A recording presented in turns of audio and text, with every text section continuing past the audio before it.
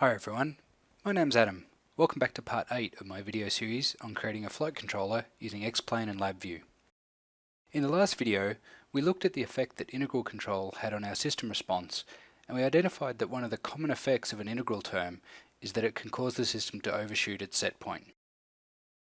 Now in that video, I said that we would get overshoot with any useful level of gain, and I implied that if we reduced the gain to the point where we no longer had overshoot, that the integral term would not be contributing much to our system. That was not really correct. Because of how it works, as long as the system physically has the ability to reach a given set point, then an integral controller with any non-zero gain will move towards the set point. The thing that is going to vary with gain is how long it takes to get there. However, for the sake of this video, we're assuming that our integral gain is high enough that overshoot is an issue we want to control. So let's look at some methods to mitigate that. So one of the simplest ways to control the overshoot with our integral is to only enable the integral when we're within a certain range of our set point.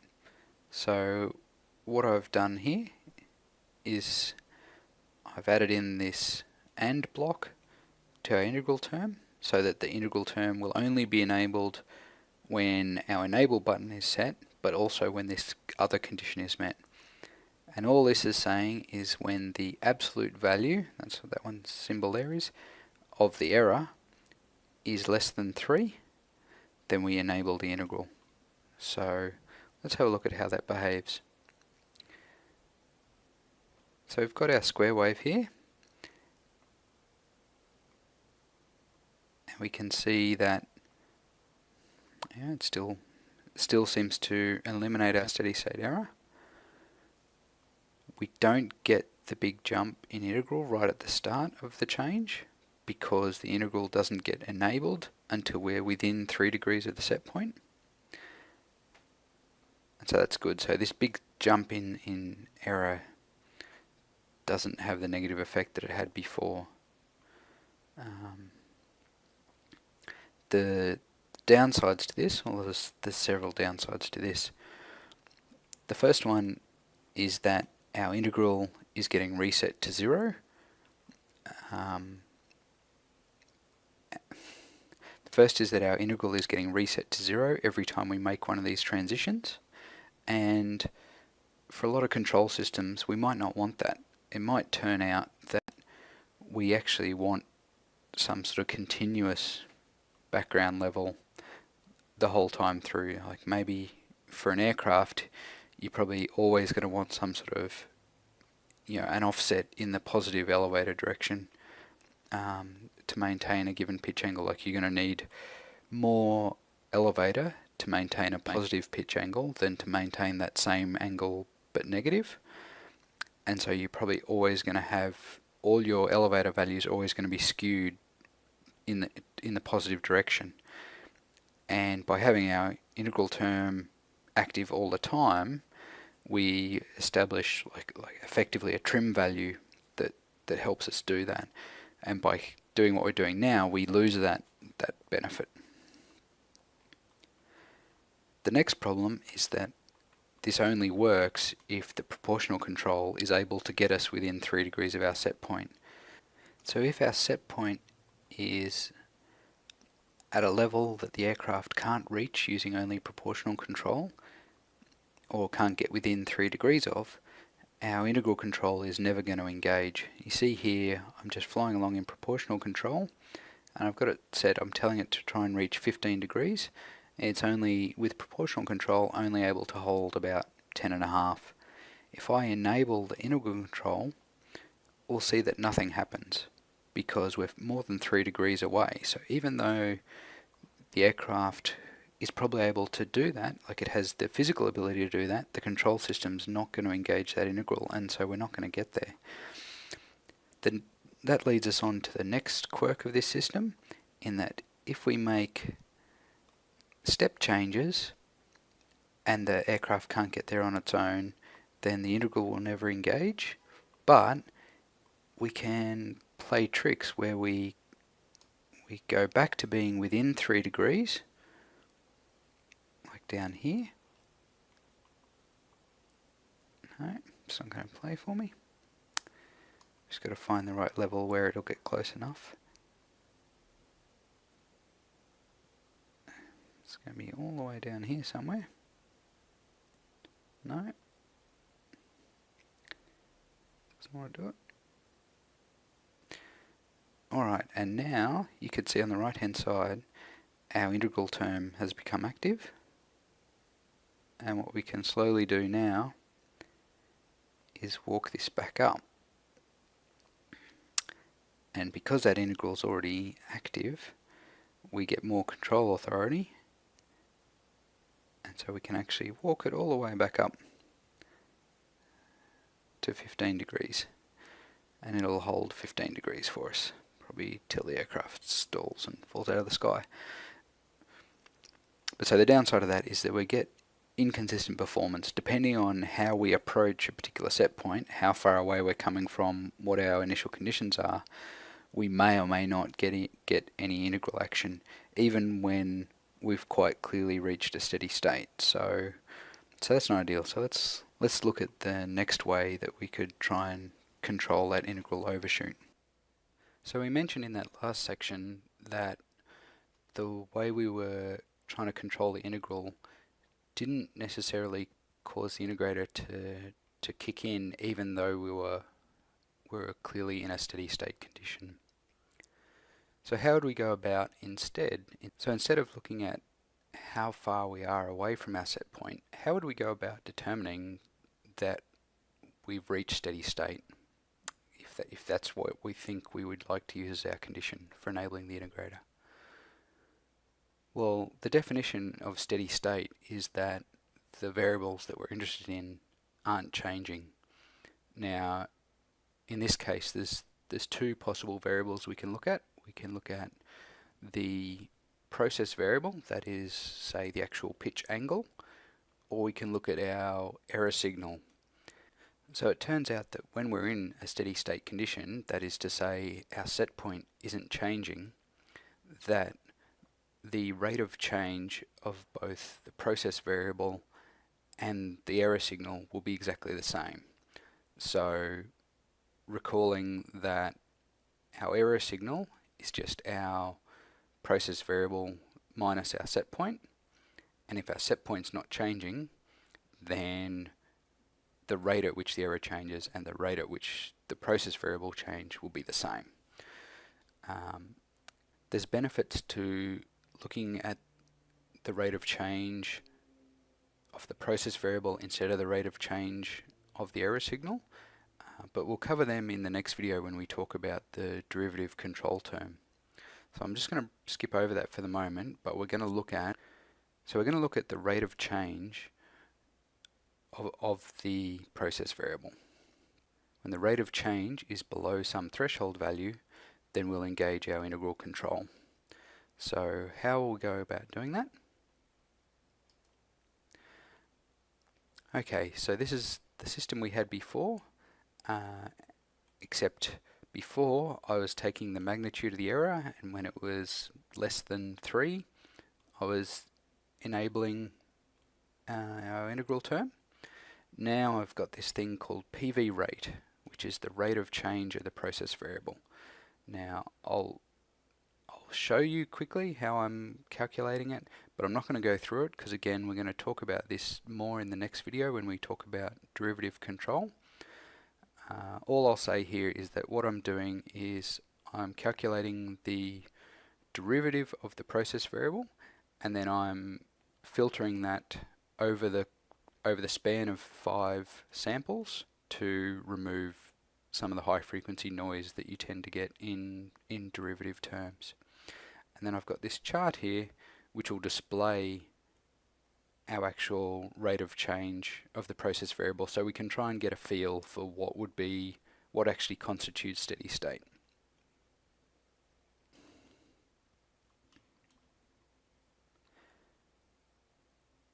So I'm calculating the rate of change of the process variable here, displaying it in this chart, and then also feeding it into our controller.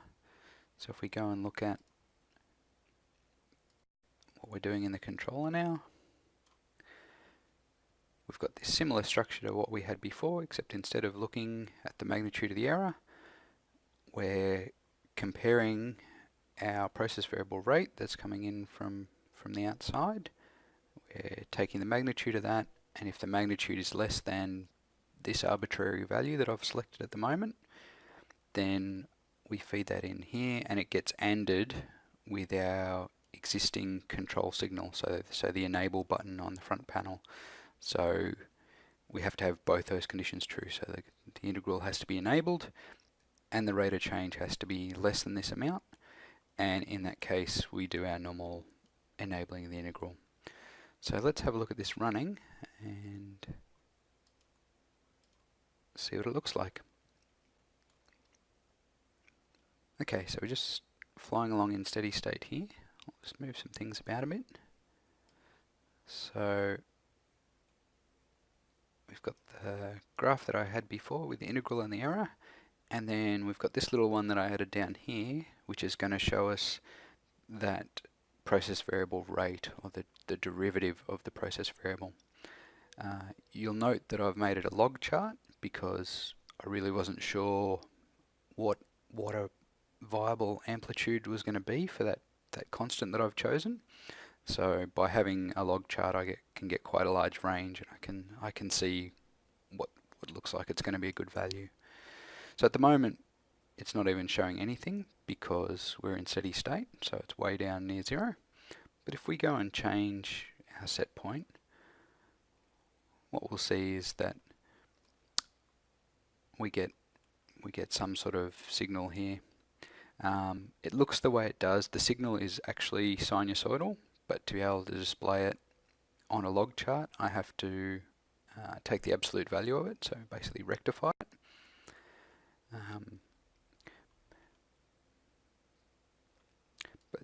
So you can see that when we change the set point initially, we've got quite a large amplitude on our rate of change, so up near 10, and then it quickly drops back below 1, and then once it gets back down to steady state, it drops down quite quickly. So what we need to work out is what we think would be a good value.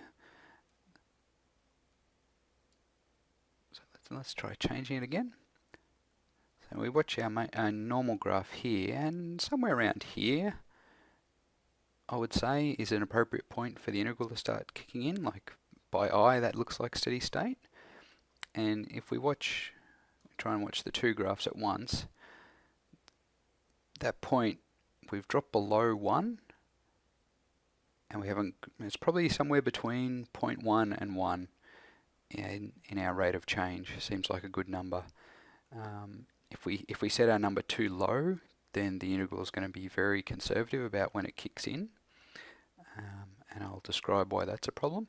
And by the same token, if we're too generous, then the integral is going to kick in all the time, and we're not going to be close enough to steady state, and we'll be back to where we were before. So I've already chosen 0.5 in the block diagram, so that's about in the middle of these two. So let's enable our integral control, and what we should see is as soon as we enable it, it should kick in because our steady state, as soon as we enable the integral control, it should become active because our derivative, or our rate of change of our process variable, is below that threshold we've set. So let's set a sensible gain and enable that, and we should see the integral kick in. And what we get is this interesting sawtooth effect. So what's actually happening here, and you can see it on the graph here, is we're getting a loop occurring where as soon as the integral is enabled, it starts to add control input, and that control input introduces a rate of change in our process variable. It's causing us to pitch, but that rate of change is actually above our threshold, and as soon as we go above that threshold, the integral switches off again, and so then the pitch drops back down, and so we're getting this oscillation which is being caused by the mechanism that we've implemented. So that's not great. So how could we fix that? Well, we could change the threshold. So we could make our threshold bigger. We could say, oh, well, the magnitude's not going much above 1. So maybe if we bump up that threshold, maybe that'll do what we need. So let's go and do that. Stop this.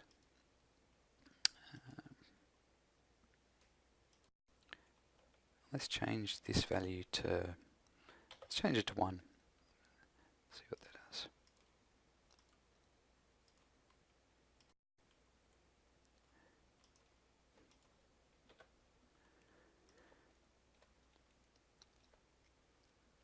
Okay, so let's try enabling that integral again, see if it works any better.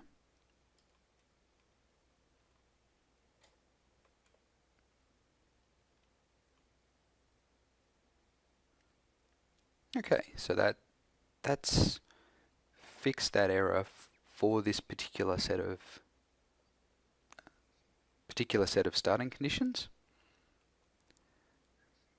But I don't know if it's going to be a solution for all the time.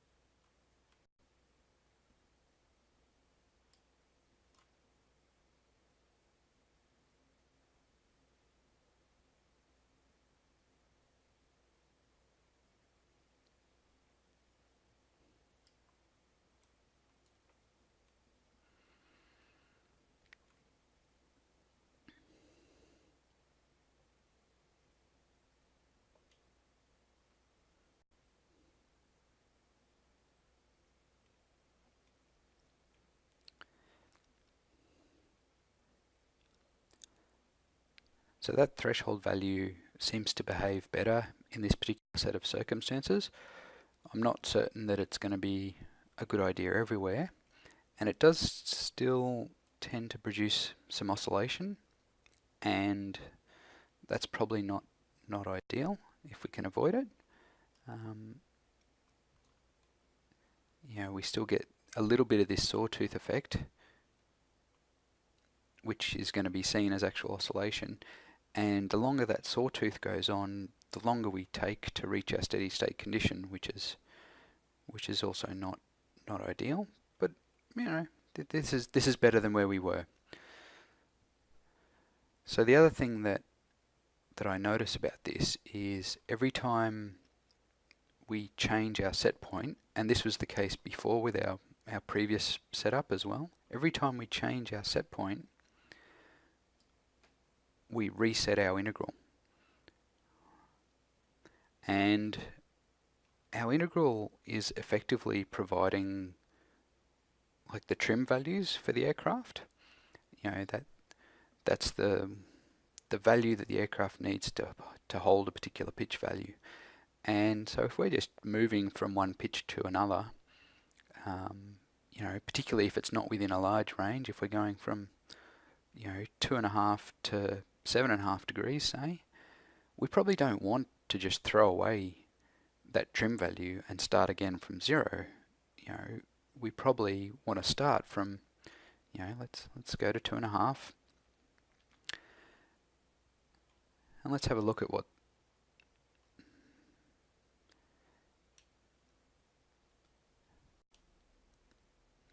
you know. So if we go to 2.5 degrees of pitch, this integral value is about 200, and that, you know, gets multiplied by this to result in some sort of control output. And then when we move to 7.5, once this kicks in, so again, you know, this sawtooth is not ideal. It's just increasing the response time of our system. But you can see that the integral value that we end up with at 7.5 degrees is not vastly different to where we were before. So if we're going from 2.5 to 7.5, we don't really want to throw away the 200 that we'd already accumulated at 2.5. We really want to use that as our starting point. So let's have a look at the block diagram and see if we can do something different so that we don't reset that integral every time our set point changes.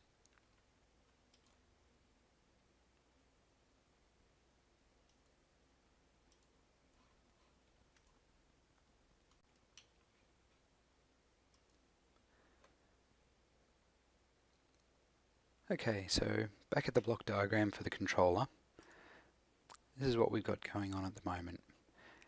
And so what's happening is every time this signal here goes false, either because we've disabled the integral or because our rate for our process variable goes above our threshold, this will go false and we feed 0 out into our integral, and so that's effectively resetting that integral every time that happens. Now I'd like to maintain that behavior when we manually enable or disable the integral. I think that's appropriate behavior to reset that integral. It's handy to be able to do that if the system gets into a bad state. But I don't think we should be doing this dynamically, while we're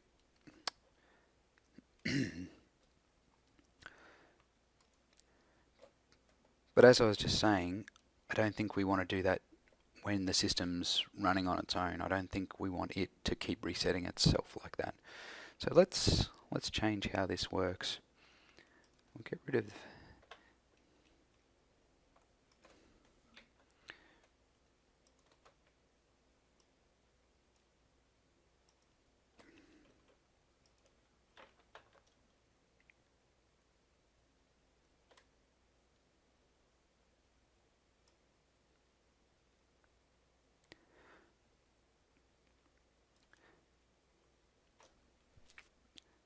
So we'll take this input from over here, we'll separate it out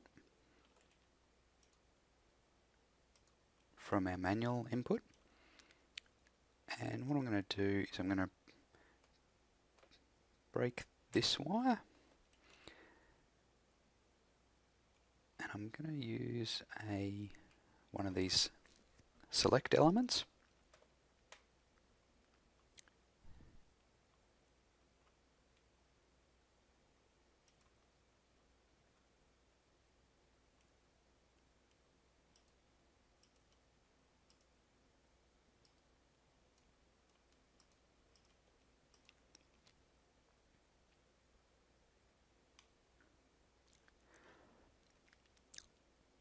So what this select element does is it takes a Boolean input, and depending on the status of that input, it'll select from one of two inputs and pass that through to the output.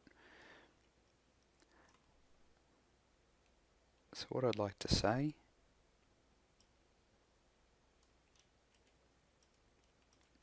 is that when this condition is true, so when we're below our threshold, we'd like to pass through our error value like before and add it onto the integral, do all the same stuff we were doing before. And when it's false, I'm just going to feed in a constant of 0. Now, this kind of looks similar to what we were doing before, but it's not quite. So what this is saying is that if we're outside our threshold, we don't reset the whole integral to 0, we just add 0 onto the integral. So the size of the integral won't change while we're outside our threshold. So that'll give us different behavior to what we had before. I'm going to reset this to 0.5 as well, just because it'll make that behavior a bit more obvious. So let's give that a try, see how that looks.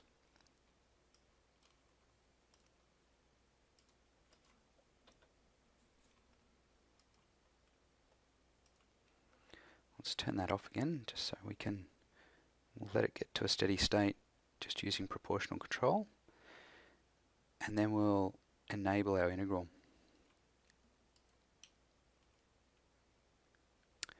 Right, so what we see now is we get this kind of stair-step behavior where previously we were getting a sawtooth, where as soon as the aircraft started to move too much, our process variable rate of change would go too high and the integral would reset itself.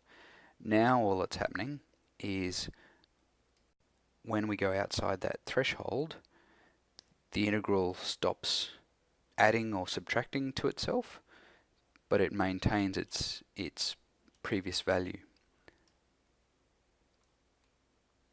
So I'll just do that whole process again. We'll reset it to 0 by manually disabling it, and then we'll tell it we want to go somewhere quite high.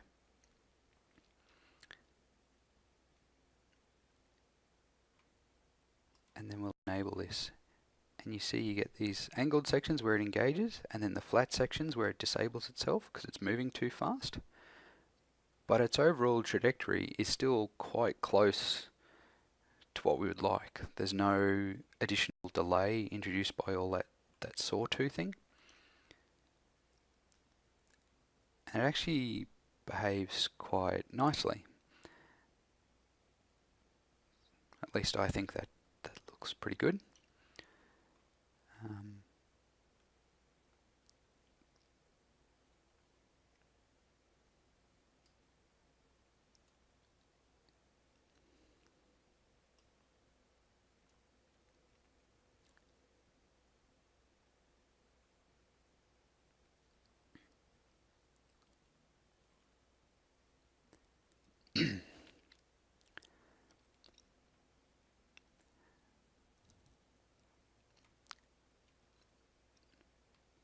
And so what we can observe now is that because the integral doesn't keep resetting itself to 0, when we change values, we actually maintain that base sort of trim value that the integral is providing. And so the system actually responds better than it did previously.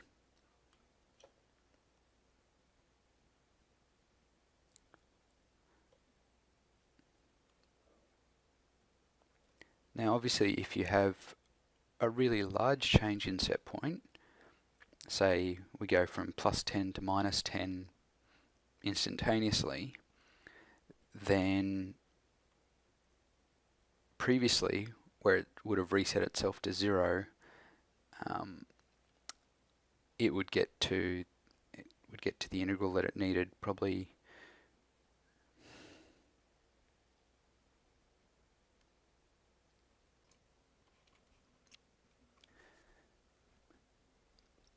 So there is a trade-off for this configuration, and that is that for very large changes in set point, this system will respond slower than the one we had before, where we were resetting the integral on set point changes.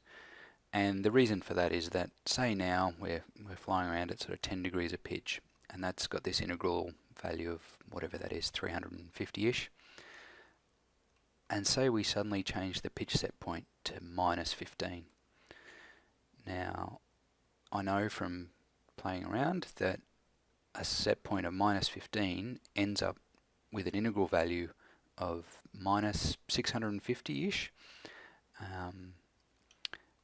And so if we do that right now, what's going to happen is that integral value is going to have to unwind all the way from 400 down to -650. Whereas with our previous system that reset every time we change the set point, it would instantly go back to 0, and so it would only have to count up 600 instead of 1000 to get to its set point value. So the question becomes,